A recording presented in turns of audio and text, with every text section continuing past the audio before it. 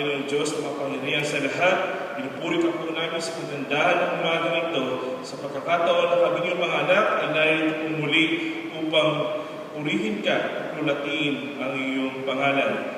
Panginoon, gabayan mo po ang lahat ng iyong mga anak na gagamitin ngayong umaga mula sa aming tagapagsalita, ang aming koro, at lahat po na magsisipaghandog ng kanilang mga sarili. Ito po ang aming samang dalangin sa pangalan ng anak na si Jesus na aming Panginoon at pagligtas.